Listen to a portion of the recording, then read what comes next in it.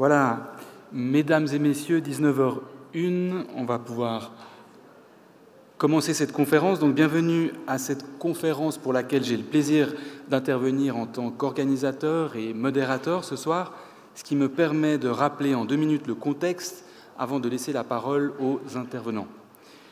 S'agissant du contexte, juste rappeler que cette conférence est la 3e de notre cycle de conférences Parlons numérique, qui a pour but de renforcer le dialogue entre l'université et la cité, ce qui explique pourquoi chacun peut participer au débat, que vous soyez chez vous devant l'écran pour visionner la conférence ou avec nous dans la salle. Et vous pouvez participer au débat en posant des questions lors de la 2e partie de conférence avec l'outil Slido que vous avez juste à côté de l'écran si vous visionnez la conférence, ou bien simplement en utilisant les micros qui circulent dans la salle. S'agissant des sujets, simplement indiquer que le sujet d'aujourd'hui a été voté par le public, de même que les 3 autres sujets de ce cycle de conférences, avec le sujet métaverse le 19 octobre dernier, sobriété numérique le 30 novembre, et puis écran et neurodéveloppement aujourd'hui, et le 17 mai avec la dernière conférence captation de l'attention sur les plateformes. Alors, ces sujets ont été retenus, votés par le public. Sans surprise, le sujet d'aujourd'hui a été plébiscité par le public, puisque ce sujet, écran et neurodéveloppement, nous concerne toutes et tous, sachant que nous utilisons tous, ou presque, des écrans, à commencer par nos téléphones portables, qui sont généralement dans notre poche, et que nous avons certainement consulté il y a encore quelques minutes. Sans surprise aussi, ce sujet, car il est souvent assimilé à des chiffres alarmants. Selon les études, une personne consulterait son téléphone portable en moyenne 300 fois par jour. Il est aussi assimilé à des addictions, comparé au tabac et à l'alcool, également à des troubles physiques et cognitifs, par exemple troubles du langage, du comportement et de l'attention. D'ailleurs, le terme nomophobie, pour dire la peur d'être séparé de son téléphone, ou mobidépendance, a fait son entrée dans le dictionnaire il y a 10 ans, et il est élu apparemment en 2018 le mot de l'année. Alors, au-delà de ces chiffres alarmants, pourtant les études nous invitent à nuancer et à faire des distinctions. Nuancer parce que plutôt que de parler du temps d'écran et du nombre de fois où nous consultons l'appareil, il faudrait plutôt distinguer selon le type d'activité, distinguer le temps d'écran de divertissement, temps d'écran d'apprentissage, distinguer jeux passifs et jeux interactifs. Il faudrait aussi distinguer selon le type d'usager entre une personne ayant de bonnes compétences informationnelles, une littératie numérique, d'autres personnes sans ou avec moins de compétences, sachant que des écrans bien utilisés peuvent être aussi source d'apprentissage et d'éveil, qu'on entendra tout à l'heure avec nos experts, mais sachant aussi qu'il existe une réelle fracture numérique, en réalité des différences socioculturelles selon les usagers. Alors aujourd'hui, il s'agira de mieux comprendre et de distinguer entre les usages à éviter d'une part, mais aussi les usages à privilégier d'autre part, comme je le disais, avec des opportunités que nos collègues nous expliqueront dans un instant. Il s'agira aussi de mieux comprendre le rôle que chacun peut et doit jouer, à commencer par les autorités qui doivent agir pour mieux encadrer l'industrie, les institutions qui doivent mieux former à tout âge et toute population, et puis chacun aussi avec sa responsabilité individuelle. Nous devons tous rester informés, en particulier, je pense aux parents, doivent être bien informés pour mieux comprendre ce que vit l'enfant et mieux l'accompagner. Alors aujourd'hui, pour mieux comprendre, il s'agira essentiellement du prisme neurosciences et psychologie, avec 3 spécialistes que je vais présenter de suite, un psychiatre, un clinicien et une psychologue. Je précise pour terminer que certains sujets ne seront pas ou peu traités pour des questions de temps. Par exemple, les questions juridiques, le droit, ne sera pas traité comme tel, bien qu'il soulève d'importants défis. Je songe en particulier au mécanisme de l'attention utilisé par les plateformes pour nous tenir en ligne. Vous avez tous entendu parler du scroll à l'infini ou des mécanismes de récompense qu'on appelle souvent les dark patterns, qui font partie de ce gros terme de l'économie de l'attention. Ces questions économie de l'attention, captation de l'attention seront l'objet de notre 4e conférence du 17 mai. Je vous donne donc rendez-vous à cette date également si cela vous intéresse. Quelques mots encore, et je termine par là sur le déroulé. La conférence est prévue en 2 parties, 45 minutes chacune. La première partie donne la parole à nos 3 experts que je présenterai au fur et à mesure de leur ordre de passage pour nous exposer chacune en 10 minutes un sujet spécifique. Et puis la 2e partie donne la parole à vous, en tout cas au public, pour adresser les différentes questions que vous auriez sous forme de table ronde que j'aurai le plaisir de modérer avec nos 3 experts. Sans plus tarder, j'ai donc le plaisir d'accueillir le premier intervenant, le professeur Serge Tisseron, pour présenter en 10 minutes les questions d'un point de vue d'un psychiatre, avec certainement les comportements à éviter, enfin il nous en dira plus. Le professeur Serge Tisseron est psychiatre et professeur à l'université Paris-Cité. Il a réalisé, en cherchant un peu, j'ai vu qu'il a réalisé la première thèse sous forme d'une bande dessinée pédagogique pour expliquer l'histoire de la psychiatrie, en 1975 déjà. Et puis rapidement, il a été actif dans le numérique. Il a proposé des comportements à adopter face aux écrans, avec une théorie ou un repère qu'il appelle 3-6-9-12 en 2007, également fondé l'étude des relations homme-robot en 2013 déjà, et il travaille avec plusieurs formats aujourd'hui pédagogiques, par exemple bande dessinée, vidéo, photographie et autres formats. Grand plaisir de vous accueillir, professeur Tisseron. Vous avez la parole, et j'ai oublié de préciser qu'il est à distance, il n'a malheureusement pas pu faire le déplacement.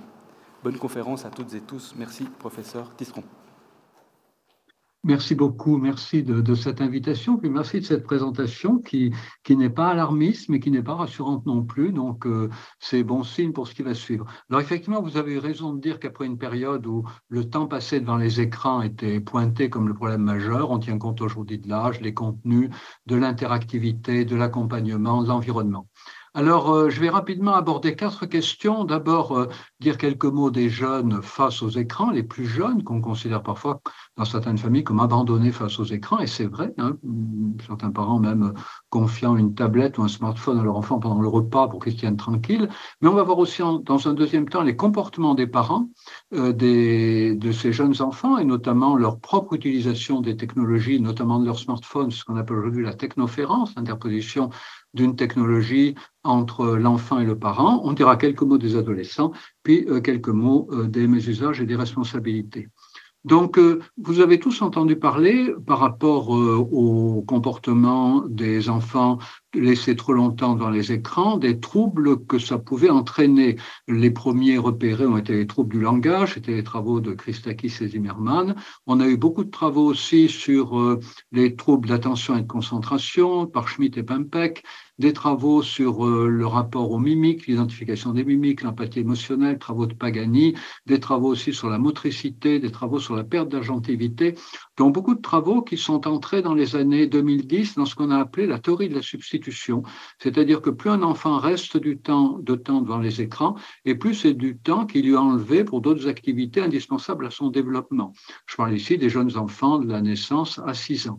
Cette théorie de la substitution, aujourd'hui, elle est beaucoup critiquée.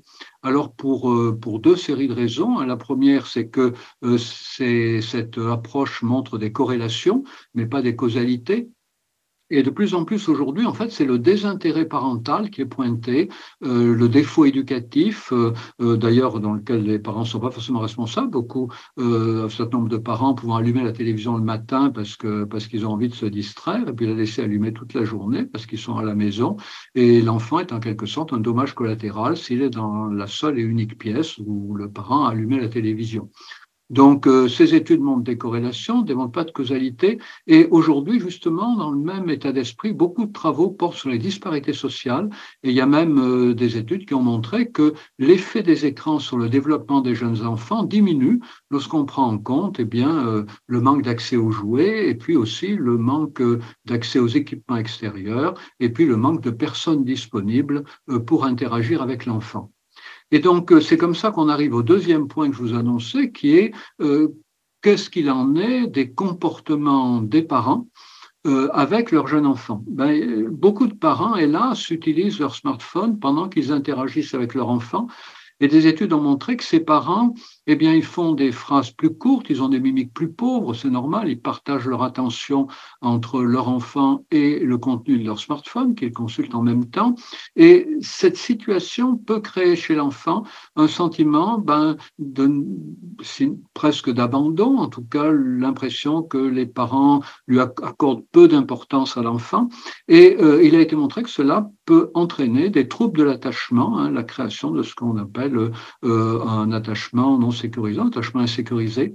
et avec même la possibilité de troubles, possibilité d'accidents accrus dans les lieux publics, notamment les jardins publics, puisque les parents ou les personnes accompagnant les jeunes enfants, si elles sont sur leur smartphone, elles ne repèrent pas les comportements dangereux des enfants. Comme un enfant cherche aussi à se faire remarquer, pas seulement de ses camarades, mais aussi de ses parents ou des accompagnateurs adultes, l'enfant peut prendre des risques inconsidérés et avoir un accident. Et du coup, c'est extrêmement important parce que ça montre que dans la question de l'enfant et des écrans, les troubles neurodéveloppementaux, ils ne sont pas seulement liés au fait que l'enfant soit laissé longtemps devant les écrans. Ils peuvent être aussi liés au fait que les parents, même s'ils ne laissent pas leur enfant devant les écrans, que les parents utilisent un écran quand ils interagissent avec leur enfant. Et évidemment, ça pose beaucoup de questions dans le domaine de la prévention parce que c'est pas trop compliqué pour les pédiatres, pour les généralistes, de mettre les parents en garde contre le fait de laisser trop longtemps l'enfant devant les écrans. C'est plus compliqué, évidemment, d'aborder avec les parents leur propre comportement. Certains parents peuvent avoir envie de changer de pédiatre ou de généraliste si celui-ci dit aux parents qu'il ne faut jamais qu'ils utilisent leur smartphone quand ils interagissent avec leur bébé. Donc, cette question aujourd'hui de la technoférence est considérée comme bien aussi importante par les experts que la question de la place des écrans devant lesquels le temps que le jeune enfant passe devant les écrans. Disons maintenant quelques mots des adolescents. Les adolescents, je vous renvoie aux travaux de Jean Twenge qui sont extrêmement intéressants. Jean Twenge a montré combien les adolescents ont une relation totalement différente de la relation des générations précédentes à tous les domaines, le travail, la sexualité, la patrie, la famille, voilà. Et notamment, comme on le voit beaucoup dans le débat public, une très grande tolérance vis-à-vis des différences, mais aussi, ça a été dit souvent, plus de dépression, une augmentation des suicides, une augmentation des scarifications. Et Jean Twenge, comme un certain nombre d'autres auteurs d'ailleurs, est tenté d'incriminer l'utilisation des smartphones et la communication à distance à défaut qui remplacerait la communication de proximité.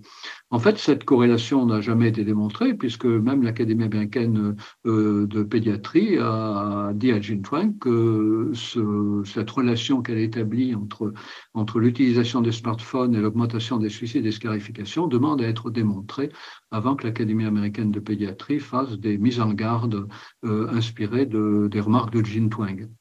Et il faut bien comprendre que parallèlement, il y a des études qui montrent plutôt que les adolescents font un bon usage de leur smartphone. Je pense notamment à un rapport de l'UNICEF paru en 2017 qui conclut que les adolescents feraient de leur smartphone un usage boucle d'or. Alors pour ceux qui n'ont pas à l'esprit le conte Boucle d'or, je vous le résume, c'est une petite fille qui a des jolis cheveux blonds, elle s'appelle Boucle d'or, elle est perdue dans une forêt, elle voit une maison, elle se rapproche, elle rentre dans la maison, il n'y a personne, mais elle trouve une table autour de laquelle il y a des chaises, il y a une petite chaise, une moyenne chaise, une grande chaise, sur la table une petite assiette, une moyenne assiette, une grande assiette, et dans la chambre un petit lit, un moyen lit, un grand lit, et la petite fille Boucle d'or prend la chaise qui lui convient, prend l'assiette qui lui convient, prend le lit qui lui convient. Et cette utilisation boucle d'or, pour reprendre l'expression du rapport de l'UNICEF de 2017, veut dire que les adolescents feraient plutôt un bon usage de leur téléphone mobile, statistiquement, et un bon usage du point de vue du renforcement des amitiés existantes et du point de vue de la lutte contre le sentiment de solitude, comme on a bien vu d'ailleurs pendant la pandémie. Et tous les parents d'ados ont vu aussi que ce bonheur des ados à communiquer en distanciel ne remplaçait pas la communication en présence physique, puisque les ados se battaient pour aller faire la fête chez leurs copains le vendredi, des fois le samedi, et même parfois le dimanche dans la journée, parce qu'ils voulaient absolument retrouver leurs copains en présence physique. À tel point d'ailleurs que des sociologues ont été amenés à inverser la relation traditionnelle de causalité entre utilisation des outils numériques et rencontres en présence physique, puisque certains sociologues de la ville ont dit que ce n'est pas l'utilisation des outils numériques qui diminue le nombre de rencontres en présence physique, mais c'est au contraire le fait que les adolescents n'aient pas d'endroit où se retrouver dans les villes qui fait qu'ils sont amenés à plus interagir via les outils numériques qu'il y a 10 ou 15 ans. ce qui pose d'ailleurs un problème de prévention qui concerne la politique de la ville et pas seulement les bons conseils qu'on peut donner aux parents. Et puis, bien sûr, il y a des risques. Voilà, on en reparlera dans la table ronde, le risque de harcèlement, le risque de se rendre visible à tout prix, le risque d'être exposé à des contenus problématiques, des contenus sexistes, le risque des violences extrêmes, etc. Et puis, par rapport aux adolescents, et pas seulement par rapport aux ados, mais les ados sont les premiers visés par ces problèmes-là, le problème de sommeil. Et il y a quelques années, le problème de sommeil était considéré comme un problème parmi d'autres. Les experts disaient, voilà, quand il y a trop d'écrans, il y a des problèmes de sommeil, il y a des problèmes d'alimentation, il y a des problèmes de sociabilité, les gens sont plus irritables.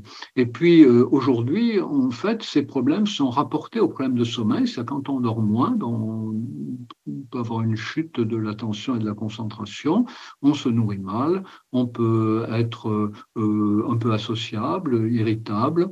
Et donc, du coup, aujourd'hui, beaucoup de problèmes qui étaient considérés ces dernières années comme séparés les uns des autres, comme distincts les uns des autres, sont rapportés au manque de sommeil. Vous savez que ce manque de sommeil, en plus, il a un aspect quantitatif, puisque si on a son smartphone, on peut être tenté de le regarder la nuit, donc évidemment, on dort moins bien.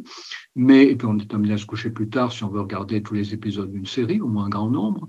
Ces troubles du sommeil, ils ont aussi un aspect qualitatif, puisque les écrans le soir diminuent la mélatonine, qui est l'hormone du sommeil, et donc du coup modifient la qualité du sommeil. Donc un temps de sommeil égal, le sommeil de quelqu'un qui se met au lit sitôt après avoir quitté son écran est de moins bonne qualité, d'où le conseil, évidemment, d'éteindre les écrans une demi-heure avant d'aller au lit. Ceci dit, si chez vous, vous avez des LED qui inondent votre appartement de lumière, ça ne sert pas à grand-chose d'arrêter votre ordinateur. Il faudrait arriver à baisser en réalité toutes les lumières de l'appartement et pas seulement éteindre les ordinateurs. D'autres termes, les problèmes de sommeil aujourd'hui liés à l'extraordinaire pollution visuelle dans laquelle nous vivons, pollution lumineuse dans laquelle nous vivons, ils ne concernent pas que les ordinateurs, mais aussi globalement toutes les sources lumineuses qui nous entourent.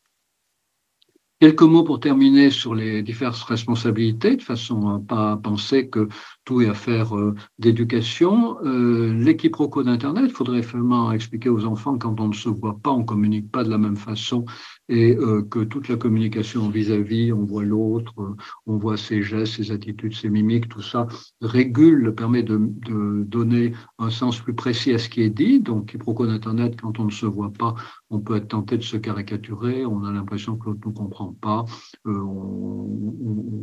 on tient des propos très vite peuvent être maltraitants sans même s'en rendre compte. Les inégalités d'origine sociale, j'en reparle parce qu'elles fonctionnent à tous les niveaux, y compris pour les adolescents, puisqu'on distingue bien aujourd'hui les enfants accompagnés dans leur découverte des outils numériques et ceux qui ne le sont pas. Et puis, les fragilités psychiques, il ne faut pas oublier que si un enfant a été victime de maltraitance, de sévices sexuels, de mépris, d'indifférence de la part de ses parents, dès qu'il va avoir son premier outil numérique, il court un risque bien plus grand d'en faire un mésusage qu'un enfant qui grandit dans des conditions tout à fait favorables et qui n'est pas tenté d'aller chercher à augmenter son estime de lui-même sur les réseaux sociaux. Et puis, bien sûr, quatrième point, après les quiproquos d'Internet, les inégalités d'origine sociale, les fragilités psychiques, comme ça a été dit dans l'introduction, les stratégies des fabricants dont on aura peut-être l'occasion de reparler. Quelques mots pour terminer des balises 36912, puisque ça vous a été évoqué. Vous les trouverez sur le site 36912.org. L'idée, c'est de donner des conseils positifs, par exemple, avant 3 ans, jouer, parler, arrêter la télé, valoriser le jeu, la communication familiale, et puis valoriser les écrans partagés, valoriser les écrans créatifs et que les parents restent disponibles à leurs enfants, évidemment, après 12 ans. C'est pour ça que les balises 36912, maintenant, s'appellent 36912+. Voilà, écoutez, merci de votre attention. Et on abordera d'autres questions, j'espère, pendant la discussion.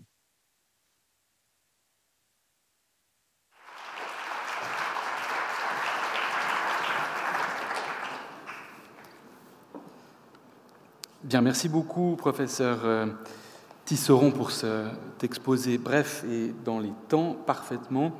pour rappeler aussi les différentes responsabilités avec les questions de politique urbaine, les questions de troubles du sommeil qui ne concernent bien sûr que les adolescents, puisque tout le monde éteint son téléphone portable 30 minutes avant de se coucher, comme tout le monde le sait dans cette salle.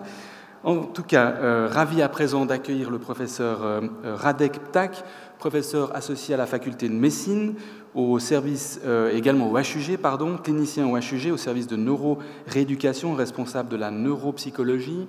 Il a effectué des études de psychologie clinique et cognitive à l'université de Berne, avant de rejoindre l'université de Genève et les HUG. Clinicien, il se spécialise dans divers aspects de la neuropsychologie humaine, en étudiant le cerveau et ses fonctions cognitives telles que la perception d'objets dans l'espace. Il enseigne les neurosciences et la neuropsychologie clinique aux étudiants de médecine et de psychologie. Chers collègues, cher professeur Ptak, ravi de vous accueillir. Vous avez la parole.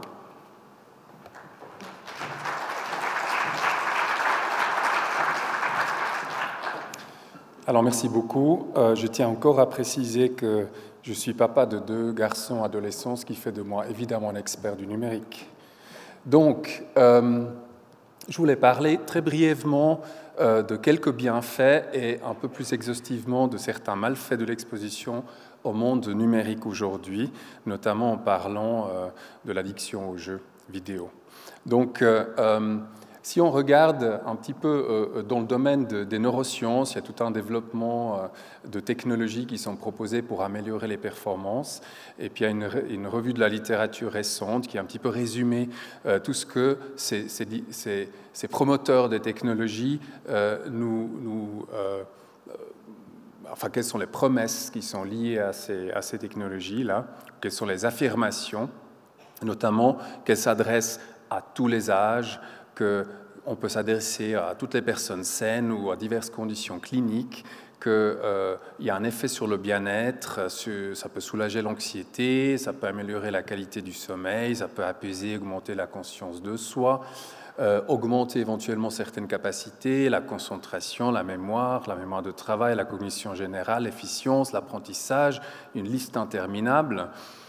Améliore la santé, donc soigne éventuellement certaines conditions médicales, va peut-être améliorer l'autonomie du patient au quotidien, va améliorer l'insomnie, l'anxiété, la dépression, le TADA, le PTSD, des douleurs chroniques, etc., etc., etc. Et notamment dans mon domaine, un grand domaine d'implication, notamment en ce qui concerne technologie digitale, sur le traitement des enfants avec TADA et puis les maladies neurodégénératives. Et évidemment, tout ça serait soutenu par une vaste littérature scientifique. Alors, je ne vous cache pas qu'il y a une énorme discussion, il y a des vrais combats entre des camps qui sont plutôt « oui, ça marche, ça améliore vraiment quelque chose, ça amène réellement quelque chose au quotidien », et de l'autre côté, un peu les adversaires qui disent « réfléchissez 2 fois si vous voulez vraiment vous asseoir 20 heures, 30 heures, 40 heures devant un ordinateur pour faire des espèces de jeux cognitifs, ou bien si vous ne voulez pas plutôt participer à des discussions politiques ou autres avec des amis, ou bien suivre une activité physique. Je vous donne un exemple positif, c'est dans le traitement du trouble de l'attention et de l'hyperactivité chez les enfants, où il y a des exercices à l'ordinateur qui sont proposés, notamment en ce qui concerne la mémoire de travail et la concentration et l'attention. Vous pouvez avoir différentes mesures. Le TADA n'est pas défini par les performances des enfants dans un test, il est défini plutôt par une observation clinique et par des questionnaires qui sont donnés aux parents spécifiquement.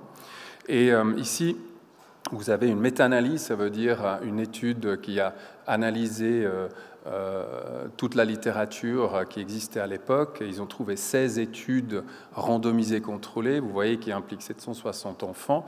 Et ce qui est intéressant là, c'est que si on regarde, donc on les fait faire des entraînements à l'ordinateur à ces enfants, différents types, spécifiquement très souvent mémoire de travail, si on regarde tous les symptômes par la suite, après le traitement, eh ben en fait on a ce qu'on appelle une taille d'effet, ça veut dire c'est une mesure de l'efficacité de cette intervention, qui est de 0,37. Je vais tout de suite vous expliquer sur la base de la distribution, des 2 distributions que vous voyez en bas, ce que cela signifie plus ou moins.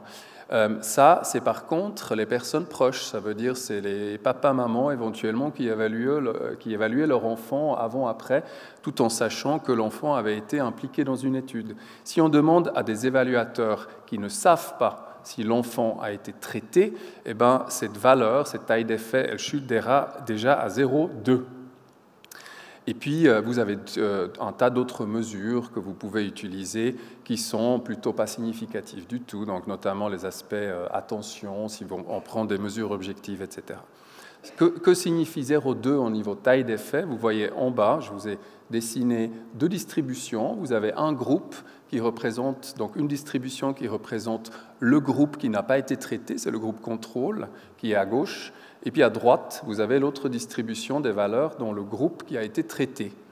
Et puis cette taille d'effet, elle vous indique en gros la distance entre les 2 distributions divisées par la variabilité de ces données. 0,2, ça signifie quoi? Ça signifie qu'il y a une superposition des valeurs de 92%. Donc il n'y a que 8% de différence quelque part entre les 2 courbes. Donc c'est juste pour vous dire... Et moi, je suis encore quelqu'un qui trouve que ce genre d'intervention peut avoir un effet réellement positif, mais juste pour vous dire, ne vous attendez pas à un changement extrêmement significatif chez votre enfant après une telle intervention. Donc il faut vraiment avoir un regard extrêmement critique.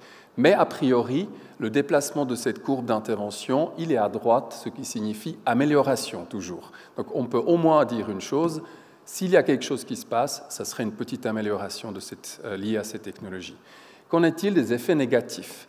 Et là, il y a le grand terme de dépendance à l'Internet qui implique plein de différents aspects, qui implique en fait des services de streaming, YouTube, qu'on regarde sans arrêt, des jeux du hasard, des jeux d'argent, des cyber-relations, des chats, la pornographie online, il y a même une notion d'addiction à Wikipédia, avec une recherche d'informations abusives ou exagérées. Et finalement, vous avez cette notion d'addiction aux jeux vidéo. Et là, dans ce contexte-là, je ne vous parle pas des petits jeux vidéo qui durent 5-10 minutes à chaque fois, mais je vous parle plutôt de ces jeux massifs multiplayer. Et je vous ai mis exprès à World of Warcraft, qui est probablement le plus connu. Vous avez des millions de participants. La particularité de ces jeux, c'est que vous êtes dans un monde virtuel, complètement virtuel, avec des règles de fonctionnement, notamment sociales, qui sont très claires. Vous avez des jeux de rôle, vous avez votre avatar. Votre avatar va obtenir des points et va éventuellement s'améliorer avec le temps. Donc si vous arrivez à écraser vos adversaires, vous pouvez même vous mettre à 2, donc vous pouvez jouer soit tout seul, ou bien vous pouvez jouer avec des amis éventuellement, et ça vous permet d'évoluer dans un monde virtuel. Donc là, quand est-ce qu'on commence à parler d'une addiction? Vous avez facilement des personnes qui jouent 20 à 40 heures par semaine, donc c'est une semaine de travail finalement qu'on passe online. Le concept des addictions comportementales est un tout petit peu discuté. Ça commence à entrer dans les manuels diagnostiques de psychiatrie à peu près en 2015, la dernière révision, par exemple, du DSM, commence à parler de ces aspects-là, mais sans forcément nommer spécifiquement. Vous avez, en fait, quels sont les aspects neurobiologiques dans les addictions? Vous avez notamment l'implication de ce qu'on appelle le système mésolimbique, qui est en fait un système de projection entre le mésencéphale et puis certaines structures limbiques ou néostriatales, notamment le noyau accumbens, qui est ce fameux centre du plaisir du cerveau, pour résumer. Et vous avez aussi d'autres projections qui vont jusqu'au cortex préfrontal, qui, lui, a des rétroprojections pour contrôler un peu le relâchement d'un neurotransmetteur, du neurotransmetteur principal dans ces structures, qui est la dopamine. Donc une addiction, c'est un court-circuit, quelque part, de ce système-là. Vous avez un effet externe qui peut être une drogue ou qui peut être justement un jeu vidéo qui vous donne régulièrement des récompenses puisque vous avancez dans les niveaux du jeu. et qui va régulièrement activer ce système donc, de récompense à travers une activation dopaminergique. Pour vous montrer qu'il y a quelques approches plutôt neurophysiologiques ou neuroimagerie, pour vous montrer ce qui se passe à ce niveau, au niveau du noyau accumbens. Donc, tout en haut, vous voyez une étude qui montre ce qui se passe lorsqu'on obtient une récompense. Et vous voyez, c'est vraiment centré, l'activité sous A, là, c'est vraiment centré sur le noyau accumbens. Donc, c'est vraiment la région qui s'active particulièrement lorsqu'on obtient une récompense, quelque chose de positif. Lorsque vous obtenez une récompense que vous n'avez pas prédit ou que vous n'avez pas attendu, cette activation elle est particulièrement forte. Donc le système dopaminergique, il va réagir à quelque chose qui est imprévu, qui est plus que ce que je m'attendais. C'est exactement ce qui se passe dans les drogues. Si vous prenez la première fois une substance et vous attendez un effet, mais l'effet il est 10 fois plus que ce qu'on pouvait s'attendre. Donc c'est vraiment une activation massive de ce système-là. Et finalement, vous avez aussi clairement une activation de ce système si vous comparez des personnes qui sont addictes à des substances illégales versus d'autres personnes. Alors, si on compare ou si on regarde un peu un résumé sur la neuropsychologie de la dépendance aux jeux vidéo, et c'est spécifiquement vraiment ces multiplayer. Donc, il s'agit de ce type de jeu avec un temps passé devant l'écran absolument inimaginable, d'ailleurs souvent dans la nuit aussi. Donc vous avez des études qui montrent qu'il y a une diminution globale de ce qu'on appelle le contrôle cognitif. C'est exactement la partie qui nous aide à réguler notre comportement et à réguler également ce relâchement de dopamine. Vous avez une augmentation de l'impulsivité, vous pouvez avoir une diminution des scores dans certains tests qui mesurent plutôt la logique verbale. Vous pouvez avoir une augmentation de la distractibilité, une diminution du contrôle inhibiteur, une augmentation des temps de réaction. Ça, c'est assez étonnant parce que souvent, dans le contexte des jeux action games, de certains jeux vidéo, vous avez plutôt une amélioration de l'attention. Et en bas, je vous ai mis des mesures d'une étude qui a vraiment comparé les addicts à ces jeux vidéo dans le monde virtuel, qui curieusement montrent effectivement des temps de réponse qui sont plutôt augmentés par rapport aux personnes qui ne sont pas dépendantes de ces jeux-là. Et vous avez, et ça c'est assez curieux, vous avez aussi dans les groupes qui montrent ces addictions une augmentation du nombre de personnes qui ont un trouble de l'attention et de l'hyperactivité. Ce lien-là n'est pas forcément causal, ce n'est pas tout à fait évident de savoir pour l'instant si les jeux ils créent ce trouble-là directement ou si c'est les personnes qui ont une prédisposition naturelle à avoir ce trouble-là qui vont se retrouver à jouer plus souvent et du coup ça va renforcer des symptômes qui étaient préexistants. Donc voilà, donc mes conclusions, c'est que la dépendance aux jeux vidéo montre finalement des mécanismes similaires aux autres dépendances, drogue, alcool, etc. Il y a une association avec certains effets qu'on observe typiquement dans les addictions, c'est-à-dire une dépression, une anxiété, éventuellement des troubles de la personnalité qui sont associés, du regret, il y a ce comportement d'approche et d'évitement, autocritique, très importante aussi. Il y a les effets de sevrage, évidemment, aussi.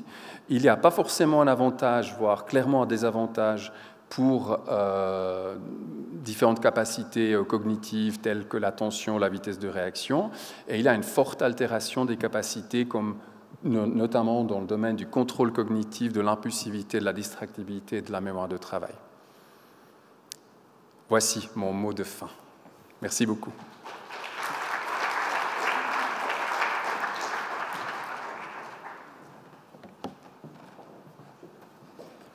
Merci beaucoup. Donc, mot de fin pour l'instant, parce qu'on va vous appeler à revenir dans 10 minutes pour compléter ou poursuivre vos réflexions. Je vous remercie d'avoir parlé des mécanismes de récompense avec les effets neurophysiologiques, puisque je rappelle pour tout le monde, les mécanismes de récompense ou mécanismes de l'attention seront typiquement ces sujets qui seront abordés le 17 mai, mais sous un angle plutôt régulation des plateformes lorsqu'elles utilisent tous ces mécanismes de récompense.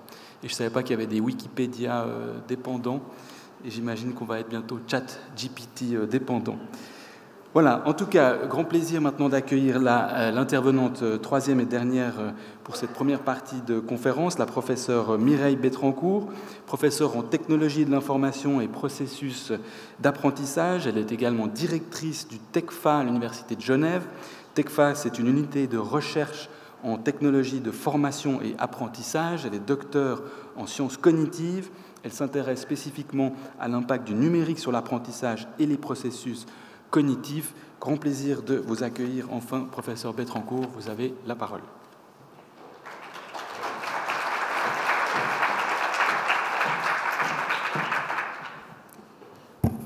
Bonjour, donc je vais parler maintenant d'un sujet qui n'a pas encore été vraiment abordé comme tel, hein, c'est celui des écrans à l'école. Donc ça, c'est un sujet dont on entend pas mal parler et savoir effectivement, finalement, ces écrans, on a vu qu'ils pouvaient comporter des risques dans les deux premières présentations. Et finalement, alors, est-ce que c'est une bonne idée de les mettre à l'école et pourquoi faire ? Alors, si on regarde effectivement ce qui a été écrit dans les ouvrages qui sont sortis, on a pas mal de personnes qui expriment de forts doutes en mettant en avant que les études ont plutôt montré que c'était négatif. Et puis, on a d'autres personnes qui se disent qu'il y a des opportunités à saisir avec ces outils numériques pour les apprentissages et que ce serait vraiment dommage de s'en priver, surtout s'il n'y a pas d'éléments de preuve que, effectivement, ces outils sont vraiment aussi nocifs dans le cadre de la classe. Alors, finalement, on peut se dire que la question, lorsqu'on l'approche d'une manière scientifique, la première question qu'on pourrait se dire, c'est comment on reformule, donc, dans le cadre du domaine dans lequel je suis, c'est-à-dire l'utilisation du numérique dans les situations d'apprentissage, comment on reformule cette question de façon scientifique. Alors, on entend souvent parler d'exposition aux écrans. Donc, ce terme d'exposition aux écrans, il révèle quand même une notion de dangerosité. On est exposé aux radiations, on est exposé aux risques. Et donc, quelque part, quelque chose d'assez négatif et d'assez passif aussi, c'est-à-dire qu'en fait, on est exposé. Alors que si on regarde de manière scientifique, on peut se dire, bon, l'exposition aux écrans, si on veut décrire cette notion de manière un peu plus scientifique, eh bien, il y a deux paramètres. Il y a le temps d'usage et ce qu'on fait avec. C'est évidemment, ça a déjà été dit dans les précédentes conférences, c'est pas la même chose de regarder son smartphone, d'écrire un texte ou de jouer à un jeu vidéo. On a des utilisations différentes et d'autant plus dans le cadre scolaire où les usages sont très encadrés. Et puis on parle d'impact. Alors c'est vrai que ce terme, on le voit souvent dans les médias notamment. Donc impact, il y a une notion un peu guerrière dans cette question-là.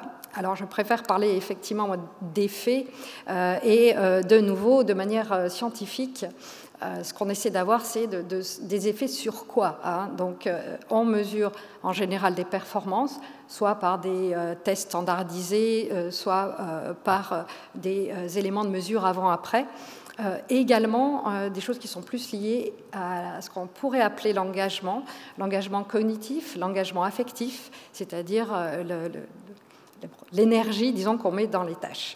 Donc, au final, la question devient l'utilisation des outils numériques et ses effets sur les apprentissages. Alors, comment étudier cette question de manière scientifique ? En gros, on a trois instruments, on va dire, à notre disposition. Le premier instrument, ce sont les études de cas. Donc, il s'agit d'avoir des interventions très ciblées, très contrôlées, c'est-à-dire on sait exactement ce qui se passe, en général dans des situations assez restreintes, une classe ou un établissement.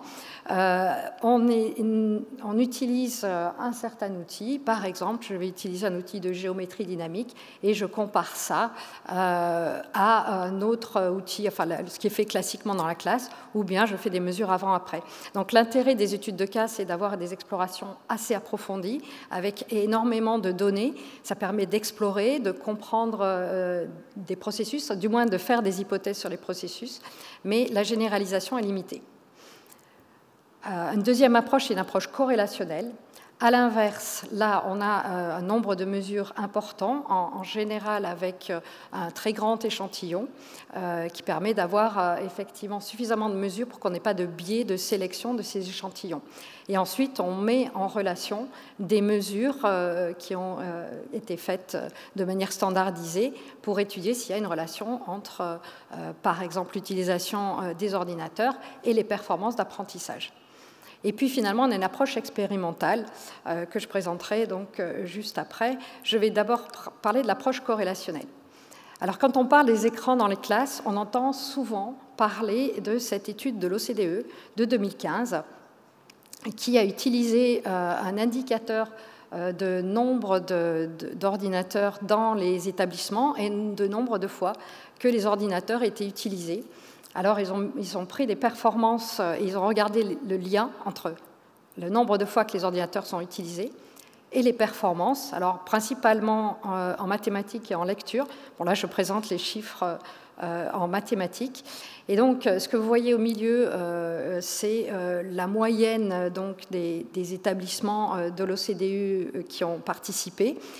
Et donc, on regarde ceux qui ont plus d'usage des ordinateurs que la moyenne et ceux qui ont moins. Et donc, sur la gauche, ce que vous voyez, c'est ceux qui utilisent moins les ordinateurs. On voit que les scores en mathématiques semblent plus élevés que ceux qui, complètement à droite, utilisent plus les ordinateurs, avec une courbe qui descend effectivement de manière assez prononcée quand il y a plus d'utilisation des ordinateurs dans ces classes de mathématiques. Alors, ça, c'est pas... Alors évidemment, tout de suite, on se dit « oh là là, c'est extrêmement mauvais d'utiliser les ordinateurs dans ces classes de mathématiques ».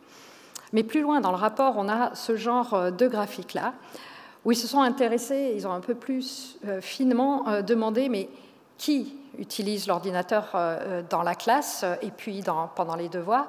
Et là, ce que montre ce graphique, c'est que si on regarde si c'est plutôt les enseignants qui ont l'ordinateur en main, ou est-ce que ce sont plutôt les élèves, les étudiants qui utilisent eux-mêmes l'ordinateur pour faire leurs devoirs de mathématiques, et on voit vraiment la courbe des scores qui changent de manière assez spectaculaire, avec effectivement une situation qui n'a pas l'air d'être positive, de nouveau qui n'a pas l'air d'être positive, qui est le fait que les enseignants aient la technologie en main et pas les étudiants. Alors évidemment, qu'est-ce que ça pose ? Ça pose déjà la première chose effectivement qu'on peut se dire sur ces études corrélationnelles, et puis j'invite tous ceux qui sont intéressés à retrouver ce rapport qui est disponible publiquement.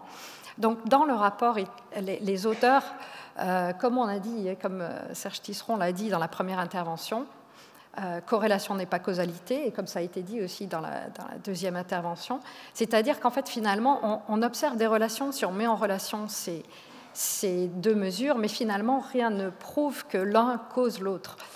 Et même s'il y avait une relation de cause à effet, les auteurs eux-mêmes disent mais peut-être que finalement c'est la relation inverse. C'est-à-dire que ce sont les établissements qui avaient des mauvais résultats qui se sont plus équipés en ordinateur. Vous noterez que c'est quasiment autant fallacieux que de dire l'inverse. Donc les relations de causalité sont très, très discutables. Et il y a un grand nombre de variables intermédiaires qui, dans cette étude-là, n'ont pas pu être prises en compte, c'est-à-dire, entre autres, les ressources à disposition, notamment les infrastructures. Est-ce qu'on a juste un projecteur comme j'ai derrière moi, ou est-ce qu'on a vraiment des outils qui peuvent permettre de faire des activités avec, et également la formation et ce genre de choses. Un peu plus loin dans la conclusion, dans ce rapport, il conclut qu'en effet, ça dépend, les effets varient en fonction du contexte et des utilisations spécifiques. Donc ça, c'est vraiment le mot-clé, c'est ce qui était dit aussi plusieurs fois, en tout cas par Serge Tisseron aussi. C'est pas aussi simple que simplement avoir des ordinateurs, ça va pas avoir un effet magique. Et donc, le rapport de citer aussi une étude comme le rapport est de 2015, ici une étude de 2013 qui rapporte qu'effectivement, on a des utilisations qui s'avèrent bénéfiques, notamment lorsqu'elles renforcent certains processus, augmentation du temps d'étude de pratique, contrôle sur la situation d'apprentissage, activité collaborative.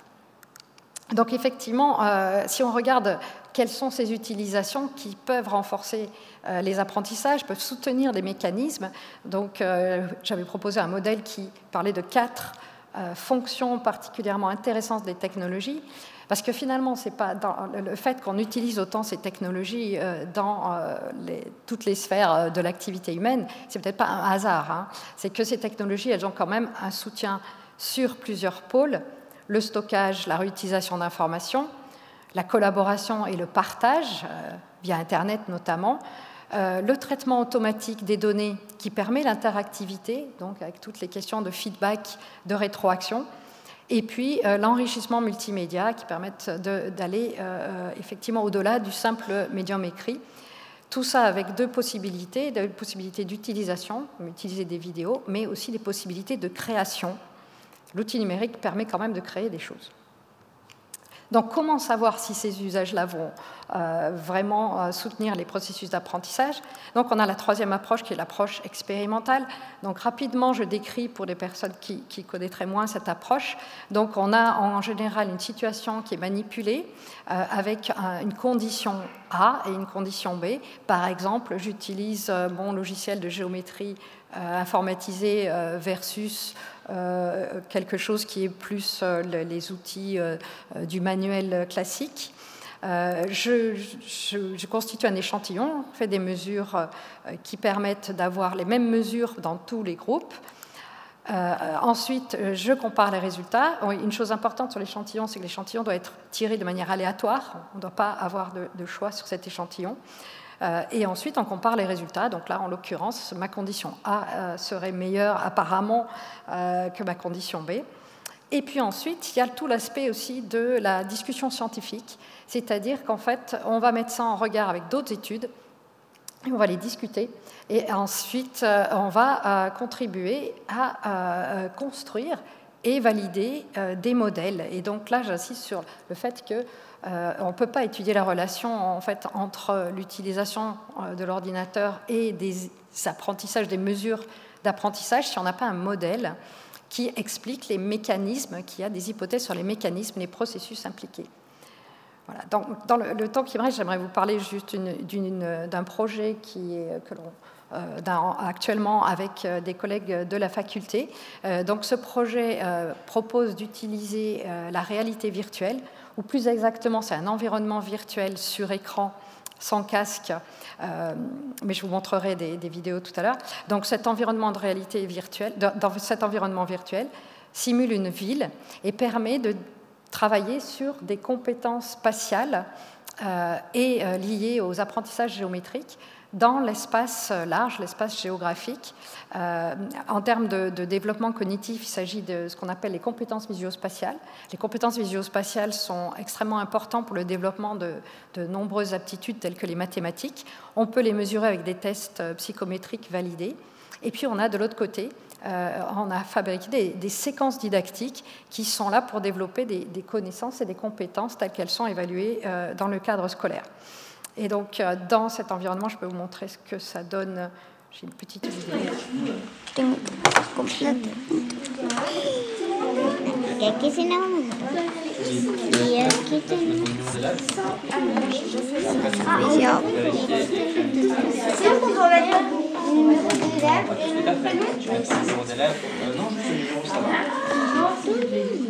D'accord. Mets déjà ton numéro d'élève pour pas oublier et après tu peux voilà. Tu écris une phrase sur comment tu as fait, où est-ce qu'on a fait des erreurs.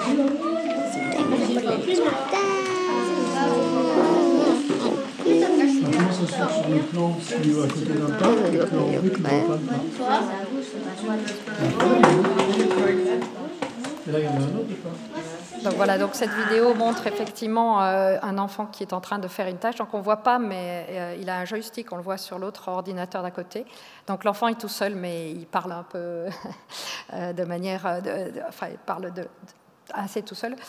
Donc là, il s'agit effectivement de rapporter un chemin dans la navigation dans cette ville fictive sur un plan, ce qui est une compétence effectivement, de retracer des points de repère en vision allocentrée, en vision égocentrée, sur une vision plan qui est allocentrée. C'est une compétence qui est particulièrement complexe à développer. Dans le cadre scolaire, on ne peut pas faire sortir facilement les enfants. Voilà, donc dans ce projet-là, on s'intéresse justement à des choses qu'on maîtrise. Et donc, quand on mesure les effets, on sait sur quel exactement processus cognitif et pour quel mécanisme on aurait des effets positifs ou négatifs, ça serait étonnant. Mais en tout cas, on sait sur quoi mesurer. Pour conclure, je voulais juste dire dans cet exposé qu'en ce qui concerne les écrans et l'apprentissage notamment, il faut se méfier de la pensée magique qui dirait qu'avoir un écran, c'est forcément positif ou c'est forcément négatif. Évidemment, ça dépend du type d'utilisation et des processus d'apprentissage qu'on vise. Et là, il y a un deuxième enjeu par rapport aux écrans à l'école qui n'est vraiment pas négligeable, c'est de développer les compétences numériques des jeunes pour que de telle sorte à ce qu'ils aient des usages épistémiques centrés sur l'apprentissage et responsables, ce qui ne peut pas forcément se faire puisqu'on ne maîtrise pas ce qui se passe effectivement dans les familles et que les familles ont besoin justement d'être accompagnées. Et je finirai sur ce mot-là. Merci de votre attention.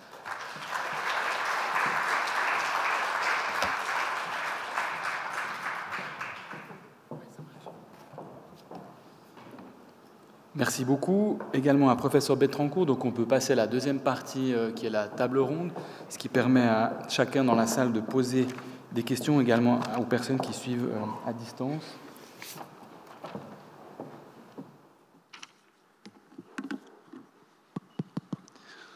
Donc je vais très certainement commencer par voir s'il y a des questions dans la salle, mais d'emblée, moi j'ai une question que je vous adresse, professeur Betrancourt. Il y a quelqu'un qui a demandé sur Slido comment éviter d'être dans cette discussion clivante au sujet des écrans dans le milieu scolaire. Et moi, je lisais récemment que la Suède a intégré les écrans depuis la crèche.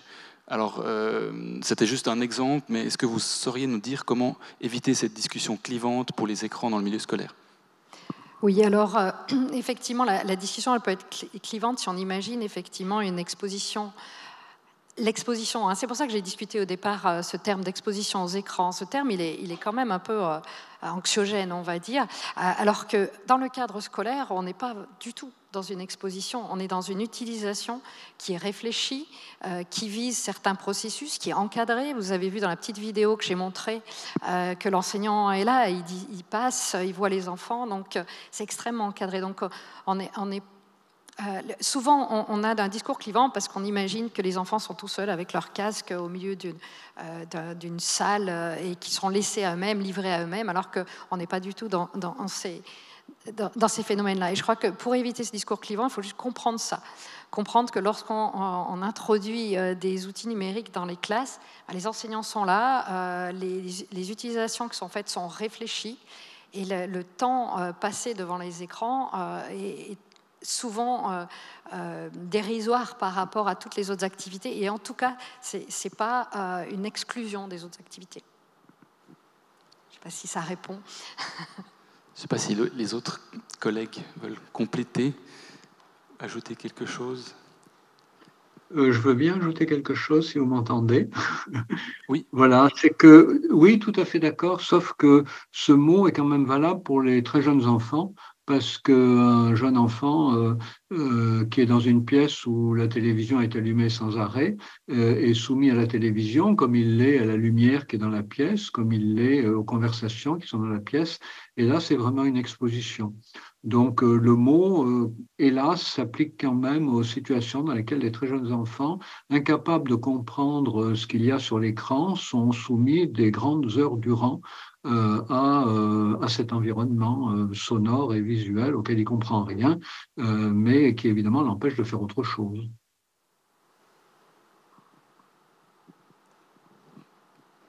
Merci beaucoup.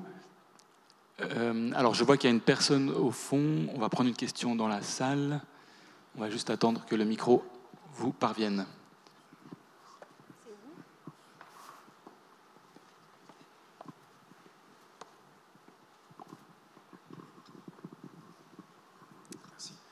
Bonsoir, merci pour toutes les interventions. présentation était très, très intéressante. Je voulais revenir sur cette question d'exposition à l'école d'un très jeune âge. Est-ce que ça banalise pas les écrans et après, est-ce que ça conduit pas à une utilisation non contrôlée qui peut être néfaste pour les jeunes enfants? Si je peux répondre justement par rapport à ça, justement par rapport à ce que précisait Serge Tisseron, où il s'agit d'une situation où l'enfant est vraiment exposé à quelque chose qui n'est pas destiné à l'enfant, hein, il est de manière incidente devant. Lorsqu'on met les enfants, si on utilise ces outils-là, alors bon, dans les crèches, même sans aller jusque-là, mais en tout cas dans les petites, dans les classes dès la 1P, c'est toujours fait dans un objectif de soutenir certains processus d'apprentissage. Et moi, je dirais c'est l'inverse. C'est-à-dire que si on ne le fait pas, c'est uniquement les usages à la maison qui vont compter pour l'enfant. Donc, il n'y a aucun moyen à ce moment-là que l'enfant sache quels sont les autres usages qui pourraient être faits que ceux qu'il rencontre à la maison. Alors qu'à l'école, a priori, on peut penser que ce sont des utilisations plus enrichissantes en termes ou en tout cas enrichissantes en termes d'apprentissage, voire des utilisations créatives, parce que c'est ça aussi. Beaucoup d'utilisations à la maison sont des utilisations de consommation de contenu, plus ou moins fait pour les enfants d'ailleurs, et c'est un peu la question de passer aussi dans la possibilité de créer soi-même. Donc, pas de faire, ne serait-ce que de produire des petites vidéos ou des petites histoires, c'est déjà changer un peu de statut par rapport à ce numérique. Être moins impacté, disons, être moins consommateur que soi-même producteur avec possiblement une approche critique. Moi, j'ai aussi cette impression-là. En fait, il faut vraiment différencier entre cette stimulation continue ou surstimulation, consommation de contenu, sans aucun aspect apprentissage ou utilisation active, qui est dans l'enseignement de différentes matières, et d'ailleurs qui effectivement est aussi dans certains jeux vidéo. Donc, je ne voulais pas vilifier maintenant et dire tout est mauvais. Il y a plein d'utilisations qui peuvent avoir des effets bénéfiques tant qu'il y ait cette approche active qui vise la plasticité, qui vise un apprentissage. J'ai un petit mot à ajouter. Il y a un énorme problème d'encadrement, évidemment, consécutif à ce qui vient d'être dit, puisque on a parlé des mathématiques, mais il faut dire quelques mots de la lecture. Il a été montré que les enfants qui maîtrisent bien la lecture papier gagnent beaucoup au passage à la lecture sur outil numérique, sur écran. Mais les enfants qui maîtrisent mal la lecture papier redouble de difficultés à la lecture sur écran. À la limite, dans les classes, il faudrait arriver à savoir ceux qui peuvent bénéficier du passage à l'écran, ceux qui ne peuvent pas en bénéficier, pouvoir dédoubler les classes. Tout ça, évidemment, n'est pas possible dans tous les systèmes scolaires et en France, ça n'est particulièrement pas. Donc, j'espère que ça l'est chez vous en Suisse. Merci beaucoup. Juste avant de prendre une autre question dans la salle, j'enchaîne sur ce que vous venez d'indiquer, puisqu'on a l'air de se concentrer un peu sur les questions effets positifs aussi des écrans.